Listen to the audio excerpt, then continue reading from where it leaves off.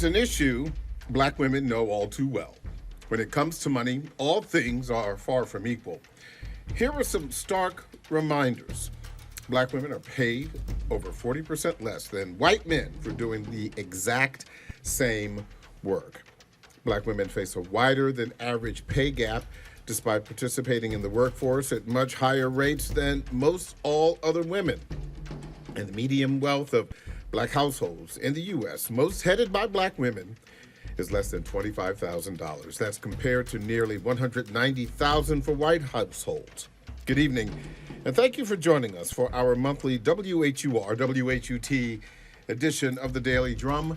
I'm Harold Fisher. April is Financial Literacy Month, and despite the expanding pay inequality, black women are making strides toward a more financially literate future. We're going to talk about that as my guests share their expertise on It's in the Bag, Black Women and Finances. We invite you to join the conversation online using the hashtag BlackWomenMoney. Let's hear from our experts now. Joining me in studio are Erin Horn McKinney, National Executive Director of the Howard University and PNC National Center for Entrepreneurship, Connie Russell, CEO of the CL Russell Group, a workforce training company, and she's co-author of She's Got the Power, a wealth literacy book. And of course, wealth coach and CEO of Holland and Holland Enterprises, LaShawn Holland. Ladies, thank you so much for joining the conversation. I appreciate you coming in for It's in the Bag, Black Women and Finances. Thank you. Thank you. Thank you. Let's get into this conversation. As you know, the stats I read at the top of the program, while they are not new figures, they are nonetheless still very jarring. Erin, would you agree? Absolutely. And one other thing that I'll mention is April is Black Women History Month as Okay. well, just to kind of connect the dots on this.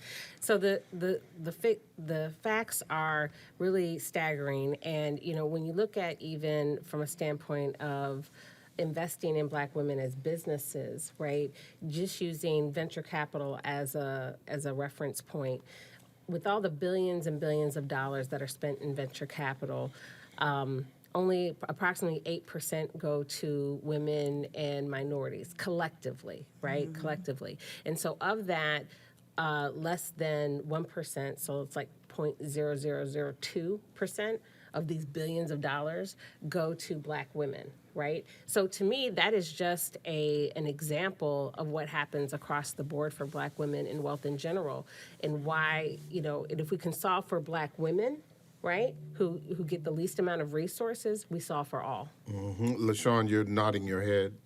Yeah, absolutely. I agree 100%. The percentage or the money that's set apart for entrepreneurship is not really set apart for us. The number is so small, so tiny.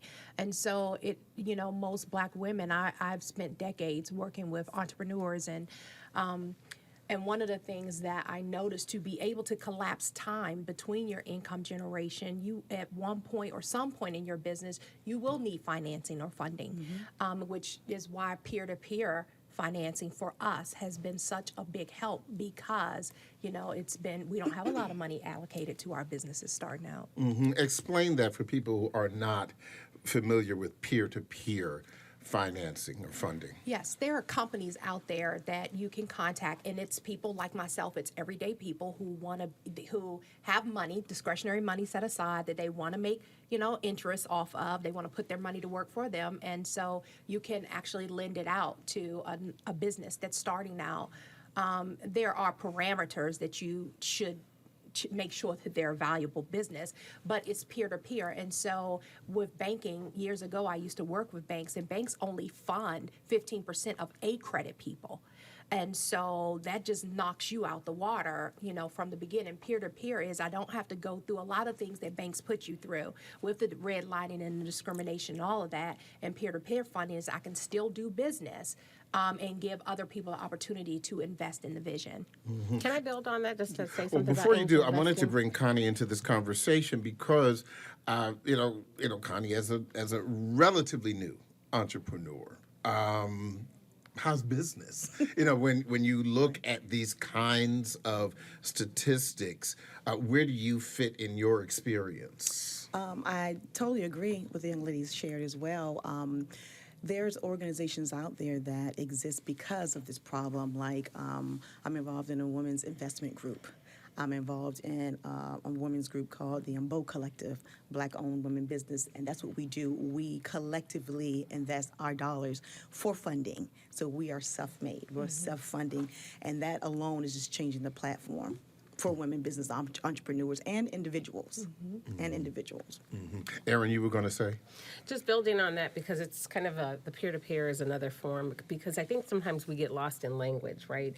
That can sometimes be considered like a friends and family round of funding. It can also be related to angel investing. And I think one of the things for our center, for the Howard University and PNC National Center for Entrepreneurship, one of our strategic pillars is focusing on access to capital, and it's helping to inform our community and educate our community on angel investing. There are a number of individuals in our community who are eligible to be accredited investors. And people hear that term accredited investors and think they have to go through some sort of a way of being validated as an accredited investor or some certification. No, it's just a self-designated way for you to say, okay, I make over, and kind of the guidelines are, I make over $250,000 a year as an individual, or have a minimum of $1 million in assets as a couple. But it's a way for you to say, are you in a position to invest without putting yourself at risk? And so through organizations like BO, who I spoke at their national conference, and actually we're doing a partnership with them researching Black women in entrepreneurship. But also, I'm a member of Pipeline Angels, and Pipeline Angels is an angel investing group that educates women on how to invest in other women-owned businesses. And I think the more that we educate ourselves on different ways to invest or to receive investing that isn't predatory, right? Because all money isn't good money. And I think the issue that LaShawn was bringing up is that there was a study done by Digital Undivided that is that's called the Project Diane, and they did a couple iterations of this.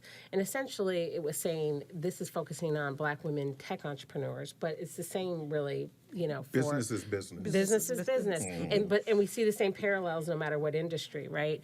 So they were saying that, based on their research, the average failing white male business gets funding of about $1.2 million, while the average successful Black female-owned tech business or tech entrepreneur receives an average of $40,000 to $50,000. And just think about that. A successful, right? Exactly. So it doesn't, and so what we know is that we also need to kind of change the game and who's on the other side of the table of doing that investing, because what we have research shows is that there's pattern matching. If you have white male investors, they're going to invest in white male entrepreneurs. So we have to get more women on the other side of that table who are investing in us, which is why BO is great, why there's other organizations like that who are pushing the needle in training, including our center, to push that training and creating even angel groups so that we can invest in each other, so that there's not these predatory practices that take so much equity out of your business before you ever even get off the ground. You touched on a little bit of this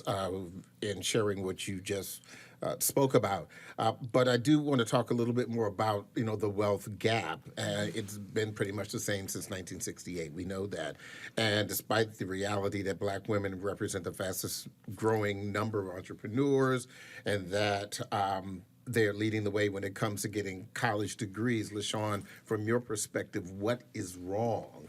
Why, if that is indeed the case, why do statistically Black women continue to be behind as far as whether it's funding compared to white males and their white female counterparts in entrepreneurship? I think despite being the fastest growing sector for entrepreneurship, there's so much, you know, you look at systemic racism, that we have to encounter. And there are a lot of things, even the toll that the wealth gap mentally causes on women, I see, is a major struggle. And so I think there are several pieces to the pie. It's just not one thing of just being systemic racism, too, but there are other things that we have to build. We're not programmed to really believe in ourselves in this level. So even when Black women start businesses, the same courage that's there to go forth and really scale their business, there are other things that we have to deal with. I'm not sure if you've experienced it with working with other Black women in businesses, but I've been doing this for 3 decades. And so one of the things that I have to do when they come into our company is deal with the mindset that I am worthy of this. I deserve a seat at the table. You know, heck, I want the table. I want the building that the table's in. I want the airspace that's over the building. Like, you have to work on those issues. And so mindset is a really big part of helping a Black woman to be able to get in entrepreneurship and then grow entrepreneurship. And so the possibilities that's available to her. One of the biggest things that I find that we have to really crack the code on is you deserve to be here. You're worthy of wealth. Yeah, you know, Connie, to that point, when you're talking about the women's organizations that you belong to, take us inside those conversations that you're having with these other women about some of the points that LaShawn was making. Do we, you know, it almost sounds like a financial support group instead of an entrepreneur group, where you may have, you're talking some ways it is. right, exactly. Right. You know, you're talking money over here, but then you're talking about the emotional part Absolutely. of business. Talk to me about that. Yeah, absolutely. Just to piggyback off of that, it starts with the mindset, and that's a lot of the conversations. It starts at home. You know, we always talk about the gap, where I know with myself, I started learning about wealth late in the game, because it wasn't at the kitchen table where we talked about this growing up. And so during these type of organizations, yes, we talk about wealth. How can we collectively grow and show power so that people will invest in us and see us as something that's wealthy and worth investing in? But it starts at home. And I think starting at home with the children, with the teens and the family members, that gap will eventually decrease. So we work on that too, not just, you know, how can you help my business, I help your business. How can we educate our family to leave that legacy? Absolutely. Yeah. No, please, go ahead. No, I was saying it's just a real mindset shift and transformation that needs to take place in our communities, because, you know, for things that's not corrected, my grandfather used to always say, what you do in moderation, your kids will grow up to do in excess.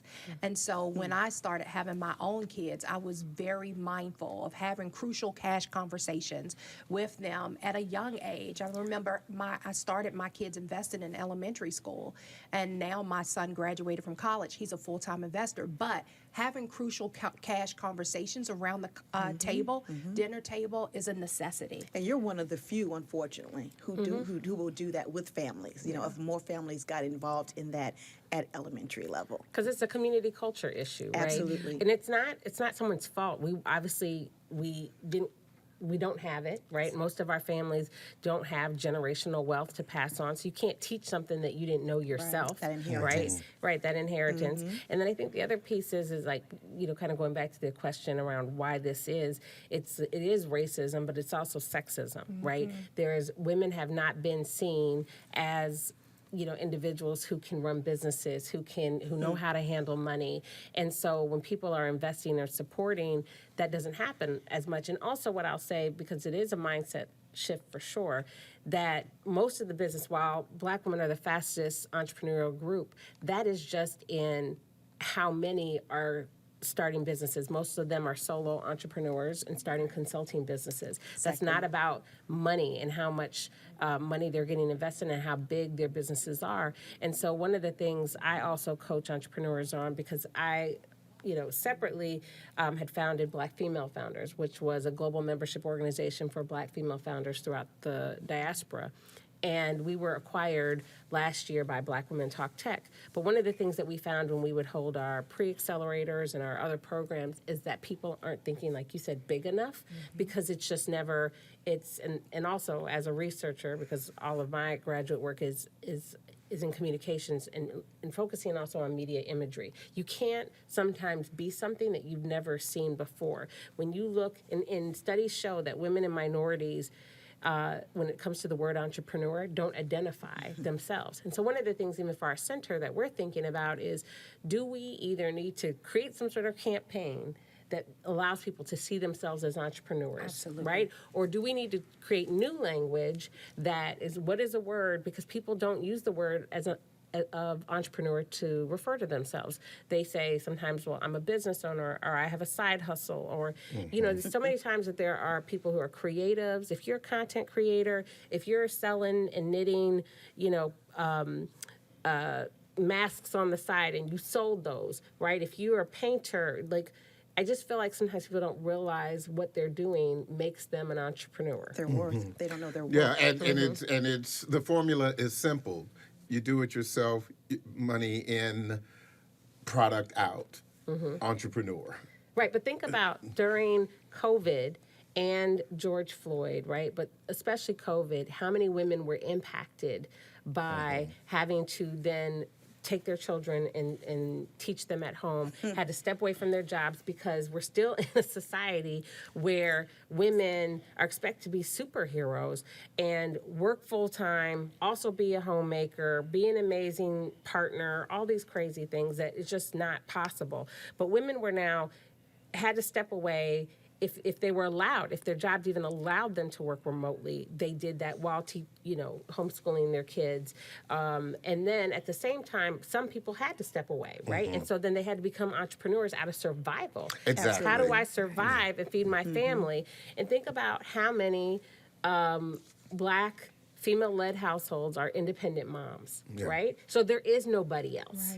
Right. And COVID is obviously one of the biggest examples, but we saw examples of that even during the government shutdowns, where people were, particularly Black women who may have been living paycheck to paycheck. And when they had those great government jobs, but of course, when the shutdowns happened, especially the big one right before, a year or so before COVID, and the shutdown was 3 months and then some, you had a lot of families, but particularly Black women, who were saying, okay, enough of this. That we've got to figure it out, because I've got to eat, my family has to eat, my children have to eat, et cetera, et cetera. We had, the bills keep coming, even though the finances stopped coming in. I wanted to just remind everyone that this is a WHUR Daily Drum special. It's in the bag, Black women and finances. I did want to ask each of you, and I'll start with you, LaShawn, since you said that you had been in business for yourself for some 30 years. Obviously, as they say, life ain't no crystal stair. Life ain't no crystal stair. And so as a result, talk to me about some of the challenges that you identified that were specific to gender, because you were a woman. Obviously, this is a business you've had with your husband, but you he couldn't do it without you. You couldn't do it without him. Absolutely. But as it relates to you being a woman, what would you identify those problems as? Early on, when we bought our first brokerage firm, sexism was huge. And I'm in the financial sector. And so I remember going to Wall Street to meetings and walking in. Not only was I the only woman there, I was the only Black person, not even Black woman, just Black person in the room on Wall Street. And so it was working through going back to, I deserve to be in the room, I deserve to be at the table, and can I hold my ground there once I get there and get that opportunity? So that was a big challenge for me, because I will always leave out of those meetings second guessing, why am I really there? Why second guess? It wasn't open, it just wasn't an open environment for me. And I felt like things were harder. Like I had to jump over hoops that no one else in the room had to jump over. And so that was a huge issue. And then I think one of the second most challenging issues was hiring the right person the first time around, like hiring right. That was a big issue for me too in my company. So why was that a big issue? And are you talking about finding perhaps someone who looked like you, who had the same kind of culturally relevant experience, No, or what? I can't say that I was looking to hire only African Americans in our company, but I wanted someone who was competent and cared, not just a job, because what we do is we help change lives. And so I believe when you start working with other people, people are God's currency. You just don't treat them any kind of way. And so I wanted someone that had the same vision, that was going in the same direction, who wanted to build that. And so that was really challenging. You're not just here for a paycheck. And so when I started first talking about licensing out, one of our programs, that was big for me. I wanted to make sure that the person actually believed it and wanted to stay and work in our communities. And so it was difficult at first finding that person. How do you believe you were able to overcome any of those initial obstacles? Build in the way that I wanted to build. And so for a lot of times women go out and they need funding. I was blessed to not need that. Like, we built all of our companies without ever having to go out and get financing or funding. And I wanted to do that because I wanted to be able to do my own thing. Connie, same question. When putting together your business and some of the other things that you were doing in the community regarding Black women in finance, what kind of obstacles did you encounter? Similar. My company is a workforce development company as well, and so just being female in that industry, it was challenging as well. And then when COVID happened, we pivoted, as they say, into apprenticeship construction. So now I'm in a whole nother era with mandatory male employers, male companies, finance groups. So we focused on the income. We focus on getting financing. My first 5 years in being in business, I didn't get a loan either. I self-funded. However, being involved in more women groups, learning more about finance and investing, I needed money to grow. So it was those resources that helped educate me as well. And now with what I've done, I educate. I give back to educate, because trying to find the workforce, we develop the future workforce. That's our tagline with training. We don't want to just train a skill just for today. So we're training a skill. Where do you think you need to be in the future for this employer, and vice versa? And do you need a side gig? Do you need to be an entrepreneur on the side, which a lot of people are doing now in the workforce? A lot of people are coming to us and saying, hey, I want to start my own business. I don't want to be a CEO, but I need an extra stream of income, because I want to take those vacations. And these are average people, everyday people. They're not CEOs or whatever, but they still want that type of lifestyle. How can I get that while I can still keep my full-time job with these benefits? And so we started doing Friday chats, where we're developing them how to start this side gig on the side as an entrepreneur and maintain your full-time job. So the challenges there, I think, is very holistic. It's holistic with the education, hiring people for your company. If you need financing, where do you go? How can you get approved? What if you haven't been in business for over 20 years? How do they look at you? So I think combining and collectively being in these organization groups, these women and male, whatever organizational groups that help educate you and give you resources, because many times you're going to have that sister on the side, be like, you know what? I will give you this loan of $10,000 or $15,000 or $20,000 to get you started. Let's set up an agreement, and that's what happens in these investment groups. We invest in each other. Did you have any pushback? You said you were in this space of construction and developing. Did you get pushback from men at all? Yes and no. Yes, in the area where, as far as when I'm going bidding on contracts, and I may be the only female, or maybe one of 2 or 3 females, that would the pushback be. But I've developed relationships through my female counterparts, and they introduced me to their male counterparts, and we developed a relationship, because relationship is key. Once you develop that relationship, we're able to get in the door. And once you get in the door, put me in the door, I'm good. Right. Just get me in the door. I can sit myself at the table. But for the most part, I think it was 50-50. Okay. Aaron, real quick, same question. What kind of challenges did you encounter in the early days of your career regarding finance?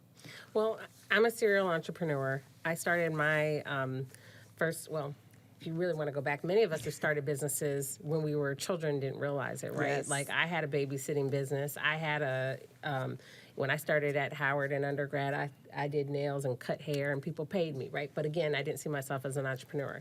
But when I started a marketing communication firm in my 20s, and I didn't have any mentors, right, at that time, or the entrepreneurial classes that existed.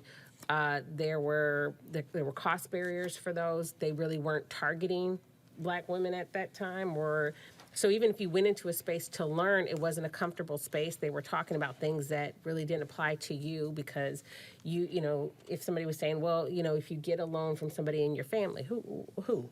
Right. Where? Yes, yes. Or as they say, houseway. You know, but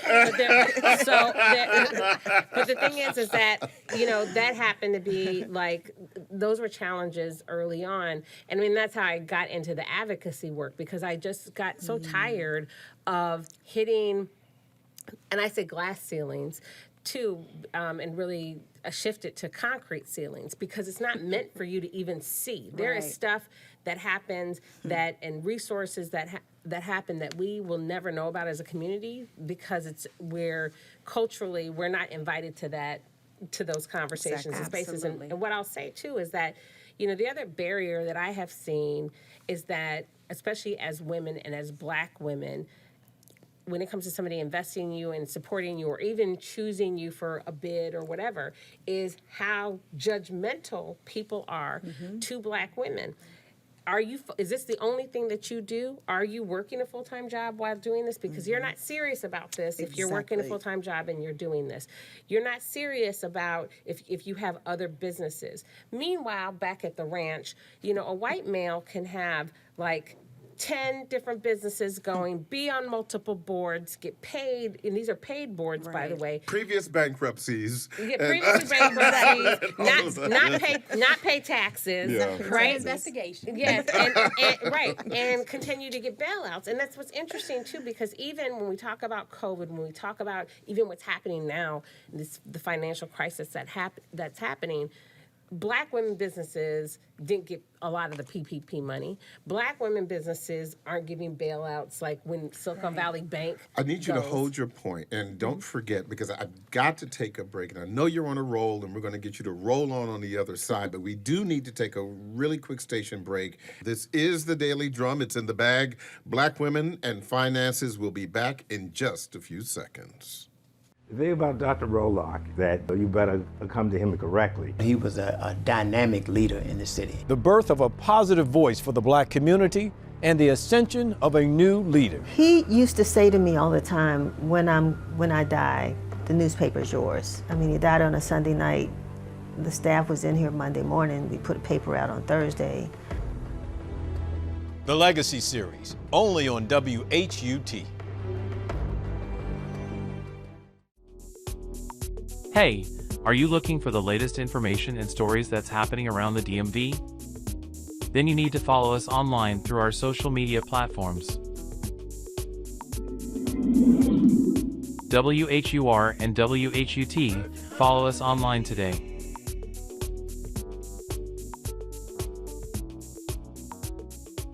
Thank you for staying with us for this WHUR WHUT TV special edition of the Daily Drum.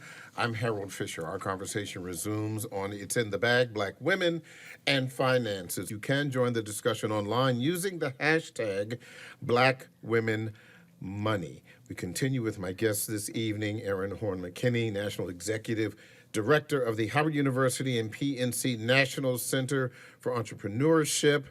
Connie Russell, CEO of the C.L. Russell Group and co-author of She's Got the Power, a wealth literacy book, and wealth coach and CEO of Holland & Holland Enterprises, LaShawn Holland. Before the break, Erin was on a roll. As I said, she was responding to the question about some of the challenges that she experienced. And please continue your point. And also, I want you to talk a little bit more about not the glass ceiling, but concrete ceiling and your own definition of that.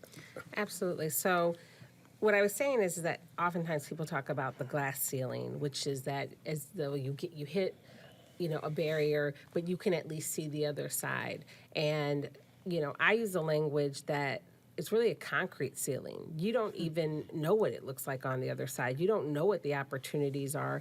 You can't ask for resources that you don't know exist, right? Because you've never been exposed to it. And I feel like as Black women, that happens quite a bit. I think that, it's very frustrating to me that Black women are expected to be over-degreed, to have beyond subject matter expertise, and be judged at a very different level than our white male and female counterparts. And when you look at it, what happens is that we have situations where Black women might try to start a business, right? And they're not given the same resources, or the credentials that we're supposed to come to the table with are very different. I see billionaires, right? White billionaires that don't even have an associate's degree, right? Or a high school diploma. But how many Black women billionaires, first of all, exist, and how many of them haven't had to have a number of other degrees and things, proof of concept?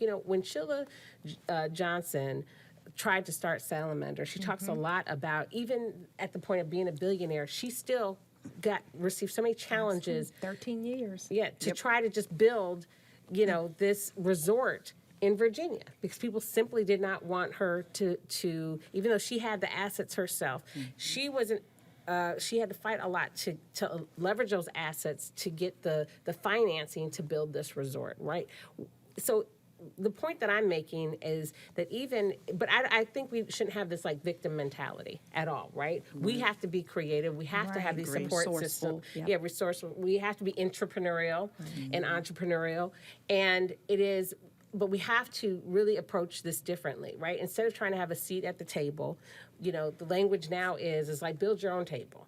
Build your own table, build your own house, do all the things. And you kind of referenced that before too. And I think my challenges that I had starting out were I had a marketing communications firm that started a tech entity. It's interesting, I didn't even see myself as a tech entrepreneur because I'd never seen not a Black woman. I just never had seen even a Black person in tech in that way.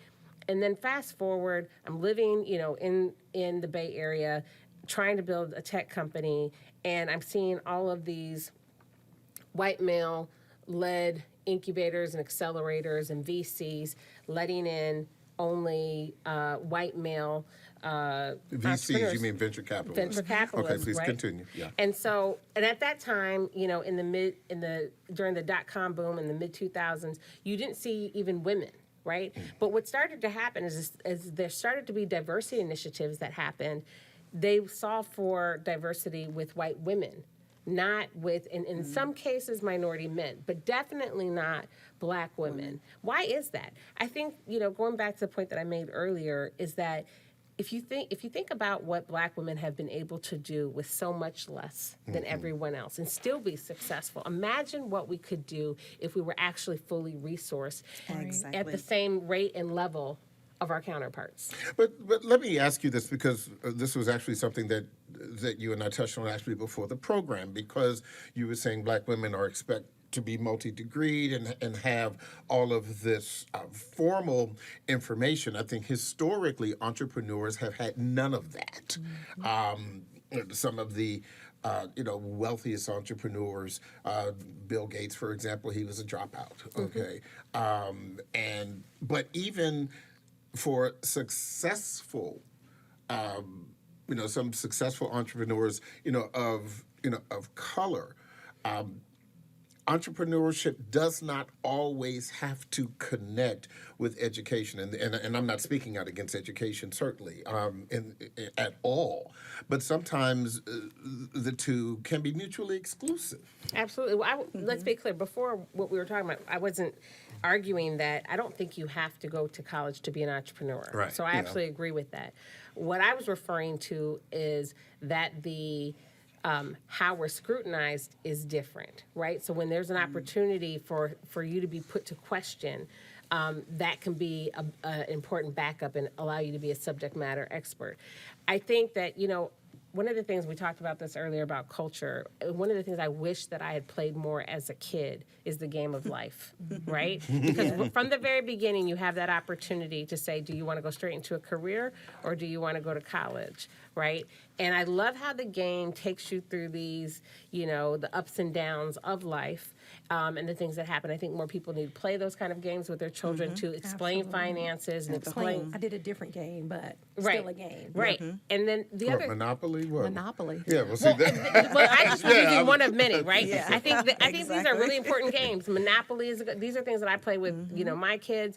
But it kind of goes, you know, back to that whole rich dad, poor dad, which by the way does have a game with it. The rich dad. Cash flow is the name Yes, of the game. cash I played flow. that with my kids. And growing up. I think more people need to bring these because it's a way to entertain your children, but talk about really important Yeah, topics, starting at right? home. Starting at Starting home. at home, And yeah. but the problem is that even though if I did the same exact steps as Bill Gates and I dropped out of college and I tried to start my tech company, I would have never Yeah. had the same level of success, even if I had the exact same path. Yeah, and you know, who knows? the Did playing your field's mother not have a equal. garage that you could start Microsoft in, or I did you mean, park as on an the street? example. You know, Right. so, but I mean, that's you know, I speak Or Mark tongue in cheek. Zuckerberg, right? Who got $1 million or a couple $1 million from a family friend. I mean, we don't have those options in our Exactly. community. But what I also say is that would you have been taken seriously when he needed follow-on funding from somebody else, or would I have even had the network, right, who would have invested in me to allow me to scale Microsoft to what it is today? I do want to move on and talk a little bit about some of the more fundamental issues regarding black women and finance. Translation, I'm about to get into everybody's business just now. And you know, I'll start, with you, Connie. Money, is not an easy conversation for black women. We know that men, hand raised, often share their financial, problems, their successes with each other. I know my guys that I kind of know how much money they make. Okay, they know how much money I make. When things are tight, they know. I know. But why do you think black women shy away from talking about money with not only their family members, their sister friends, but but just anyone within their circle? Why is that secrecy detrimental?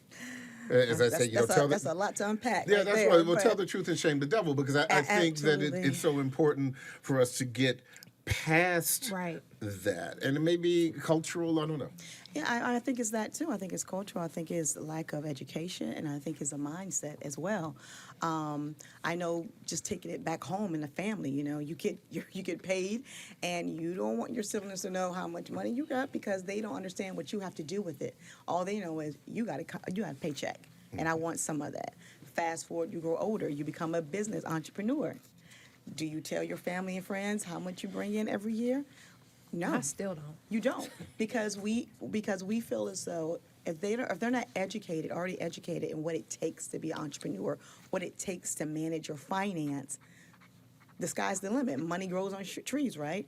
But if they were educated and bring that awareness of education as far as finance, like, oh, okay, yeah, she may have brought in $1 million. However, she has 30 employees, she has overhead, blah, blah, blah. Now it makes sense. But if you're not educated and you're just coming off with your girlfriends or family members or even business associates who just got started or just got in the game, and all they're looking at is social media. Oh, I want the big car, the big house, and don't realize you have to pay taxes and all that stuff comes out of that. Now it's like, no, I don't want to share my information with you because you're not there yet. But when I go to my women groups, finance, and we talk about insurance and how to build, it's all transparency because we all get it. We understand that. But see, to that point, not everybody has a women's group. Exactly. Not everybody has a woman's they don't Exactly. have that. And you just said those who are not in that circle, you don't tell them. So if your girlfriend asks you, well, how did you do that? Absolutely, and I'll share this really quickly with you. When my business was involved in a entrepreneurship I want to say it was an opportunity a few years ago, last year actually, and I did not win. However, my family came to support me, and they were like all happy because I was up there, I was a runner-up, all this great stuff. You know what I did? And when we left there, We went to my brother's house. I pulled out my laptop. I did that same presentation, that pitch for my family members. That's when the eyes were open because they know me as an entrepreneur. They don't know all the nitty gritty. And I shared with them the same thing that I would share with an investor. And I did that for two reasons. One, so that you can share that with your children. They can understand at a young age. And also, now you can understand why I don't tell you how much I make. And now you see how much I need to stay in business. So that sharing piece right there, that's major to me. That's why I think people share and they don't share because of that lack of education. Well, most people don't And know what you do awareness. for a living. And I mean, they my don't. entire career, most of my family still does not understand what I do for a living. Why is that? It's a really great question. I think when it goes back to whether or not people have seen entrepreneurship in their family, there's entrepreneurship that our community is comfortable with, right? Like, okay, you own a funeral home. Okay, you might own a car dealership or the McDonald's franchise. People can comprehend that. But some of the more abstract, especially when it's not tangible, right? Or when we talk about most Black entrepreneurs are solo businesses and they're doing consulting, so people don't see how that works and understand that business. And so I think it is a lack of not just education, it is also culture, it's also just an awareness. And it's people are more focused on, and I talk a lot about this because in other cultures, entrepreneurship is celebrated, right? It's like people are proud, people all pile up in the same house, live together to support a business, right? Whether it's a nail salon or Unless it's illegal entrepreneurship, but that's right. another Well, conversation. I'm just talking about the convenience store family. You know what I mean? There's a family that they all live together and they take shifts at the 20, convenience store. 30 of them in one house. Yeah, and they support one another. I think this goes back to slavery and how we've been pitted against each other and crabs in a barrel and a number of other things that happen because and somebody, not supporting somebody having more than what you have. But we don't support each other. And a lot of people we're still in a space where many people are the first person in their family to go to college, right? And so if people in your family have invested in you to go to college and then you go, because they're expecting you to go get a job and then start paying for somebody else or helping out in some other way. But if you go and then you say, you know what, I'm going to be an entrepreneur, it's like considered selfish, right? It's like, why would you go do that? You have to help and give back. You need to go get that money from the man and you need to help somebody else. And it's just it's an antiquated way of thinking. Or a real job. That's what Yeah, I a was real told. You need to job. go get a real job. You got to get a real job, even though they don't understand how much you're making in those checks. But I think to the point that's being made, it's like, or people just assume that you're a baller, right? Because you even say that you're an entrepreneur, not realizing that the sacrifice that goes into being an entrepreneur, because if you don't know what it's like to make payroll, if you don't know what it's like to pay taxes, if you don't know what it's like to, you have to have insurance for said business. And then what happens with even businesses, because it's like a marriage, if you get the wrong business partners, you're trying to break out of that. I mean, it's like, there's real stuff that is involved, and it takes a very different skill set because what entrepreneurs to me aren't just entrepreneurs. They are like the best in their field of problem solving. But, LaShawn, you said when Connie was talking, you said, I still don't tell them. Yeah, don't. And why not? Well, for a couple of different reasons. I'll take them all. The biggest one is I don't want them at my door every day asking me for money. Because like you said, they don't understand that I have people's salaries to pay. I have to put in money for their retirement plans. I have to provide medical insurance and dental insurance for them. And so you may see something coming in, but you don't understand what's going out. And if I wouldn't be able to grow the way that we're growing if I answer all of their requests. Number two, I'm at the point in my businesses and life where I've spent so many early years trying to get them to get on board. Like, you don't have to be broke all your life. Like, you can make investing. Money that goes to the mall doesn't multiply. Not in your pocket. It multiplies in the owner's pocket, but not your pocket. And so really trying to get them to transform. I was in business probably 25 years before they started coming to the Wealthy Revolution Live experience to see, and they had to see others, becoming Buy-in. 7 and 8 figure business owners because they went through our programs, then they're like, oh, okay. But they still don't want to do anything about it. And so I think it's easier. It's the old adage for me is you can take a person to fish, but if they don't want to go, I can lead a horse to the water, but I can't make them drink. But again, don't misunderstand my question, because everything that you just said makes sense. But as I said in the beginning of this particular issue, men, and not to paint them with a broad brush, men don't have a problem with having this discussion with their friends. But I think she said it too. A lot of it goes back to slavery. I write about it in my book, Born to Multiply, with epigenetics and how we don't even realize that it's passed down. But women normally don't have conversations about the things that they're confused about. They don't confront what they're confused about. We have a lot of baggage. You have shame some people deal with. I'm a 6-figure earner. I may be an executive. I have, that corner office. I'm a C-suite professional, but I'm still living paycheck to paycheck. Because for me, that is the 6-figure deceiver. They program us for school. You go to college, you did get a degree, the white picket flag, all that stuff is old information. It doesn't translate to 2023. For us. And for so, some of it didn't translate to 1980. But let's use that model, right? Because even if you're going to college, unlike some of your white counterparts, you have student loan debt that they don't have. You don't have. I remember when I first came out of college. Me and a classmate of mine were the first two to get into this program in New York. To do national advertising in radio, as a matter of fact. And we were, and they said, okay, we're only going to pay you $18,000 a year while you're in training for 3 months.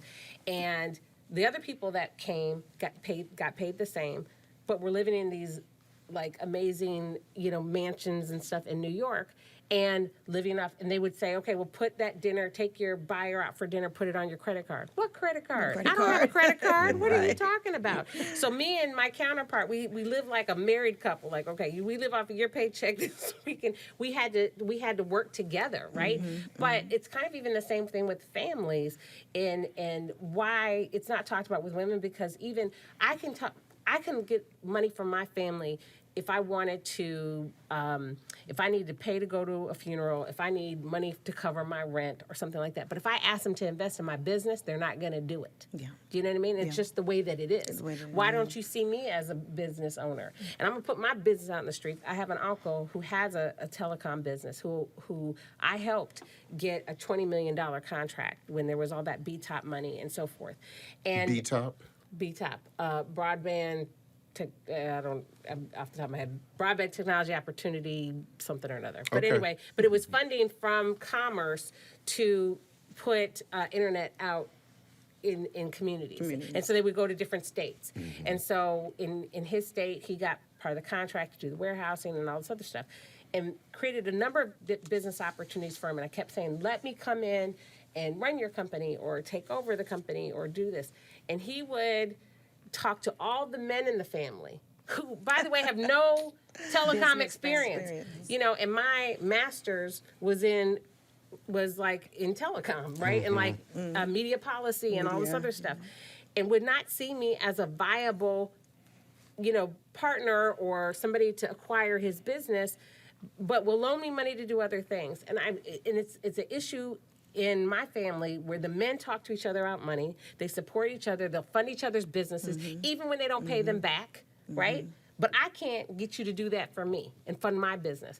And you know how many, and I have brothers who have, I have 2 brothers who are doctors, one who's a neuroradiologist and one who does occupational medicine, and they're building some health tech company. I'm a subject matter expert in building tech businesses. I have tried numerous times to say... And sold one. Right? And said, let me help you build this business. Oh, no, it's not time for you to come in yet. We don't need that yet. We got to get this first, this deal to do that. None of you have ever ran a company before. You know what I mean? So it's just, even in our own families, we're not seen as individuals who, one, as as comparable counterparts, Yeah. right? And it's seen as business people, and so going back to, do we talk about it with our friends? I mean, I can't speak for other people. I actually do talk about this kind of stuff with my friends, but I'm also the one that a lot of my friends come to say, okay, I'm negotiating the salary here. What do I do? I'm trying to do this move. What do I do? Now, do we do it to the extent that others do? No. You want to know why? Because we don't even. Many of my friends haven't made these kind of moves to even be able to have that kind of level of conversation, which is what I think you're really talking there's some about. foundational stuff that they don't even know to have that conversation. No, Yeah. Right. I mean, how many Yeah. of them have life insurance, Yeah, right? so- That's How a many of whole your nother friends? segment. Yeah, that's what I'm saying. Like, how many people? That's what I was just telling you before we started. Like, me and my friends are talking about life insurance and how do you leverage that. But a lot of us are just starting that. Just right? starting, Just yeah. because it's Because not known awareness. in our communities, but it's been around forever. We just recently 2 weeks ago had our annual event, the Wealthy Revolution Live Experience, and one of the things that my husband taught on was infinite banking and how to use your life insurance as an asset. And here I am as someone who teaches this. What did I ask you? What is infinite? that? Yeah. What is What is infinite that? banking? Actually, what is infinite I, banking? I'm getting low on time, and I did want to talk about, at least very, very briefly, and I'll start with you, LaShawn, because I know this is definitely your wheelhouse, but Connie, I also want to hear from you as well. Talk to me about generational wealth, and just share a few words about the critical nature of that. Right. I think it's important that we love our kids enough and the next generation enough not to start from ground zero. And that really is why I started. I remember being, 8.5, 9 months pregnant with my firstborn son, sitting in his nursery crying, saying, I don't want my kids to start from ground zero. I want my ceiling to be his floor. I want him to have the advantage in life. Now how? And I at that time, I was going to a church that talked about prosperity all the time. I got tired of hearing the pastor talk about prosperity, and I'm over here, I got more month than I have money. And so I had to take it in my own hands and start reading and attending seminars and stuff to learn. And so generational wealth is extremely important to me. It's the reason why I started this. And, I just feel really blessed that all three of my kids have gone to college. They don't have student loans. It took me 16 years to pay off my student loans. They don't have a clue. My Yeah. daughter just graduated from Morgan State University in December, and she had to go for rehearsal, and she's like, Mom, look at this line. Why are these people standing in line? I'm like, because they have to pay their balances before they can graduate. Before they Like, she graduate, didn't yeah. even know that was a thing. Yeah. And because that's not her story. Now, I was in every line, like sitting down when I was going to school, but I didn't want them to start from ground zero. And so how do I not get my kids to start from ground zero? They're now speaking on stages with me. Yeah. But it's because they grew up in an environment where we talked about money all the time. I didn't have these same conversations with my parents. I didn't have any conversation. I just used to hear my mother's interaction with bill collectors, but that was it. Nobody sat down and said, hey, this is possible for you, LaShawn. Real Yeah. quick, Connie, your that's thoughts good. about generational wealth. Same thing. Piggyback off what you said. I think one is defining what it is. What is generational wealth? We hear these buzzwords all the time, and our youth hear them, but do they really know what it means? So I Right. think defining it, is it really financial? Is it mental? Is it physical? What is that wealth? How do you define that? And I think that's what I started with myself as far as my family and just pushing that within our own family, but also the book, She's Got the Power. Those are conversations from 25 Absolutely. women. And that's what we're telling our story. What was wealth to you as a child? Did you even know what it meant? Did it mean freedom? Now I know it means freedom. But as a Absolutely. child, I didn't know what was freedom, And so I think defining it, Right. then sharing it, bringing that awareness, not just to your family, but to your friends. Right. to And your defining what it associates. means to you. To you. Yeah, And not exactly. allowing Hollywood. And what it will mean Or social moving media. forward. Right. Or social Yeah. media. Right. Let me, I'm really just about out of time. Real quick, I need some resources from each of you. Connie, whether it's a website, book, classes, whatever. Please, real quick. Sure. One is the book, She's Got the Power. You can find it on Amazon. It's called She's Got the Power.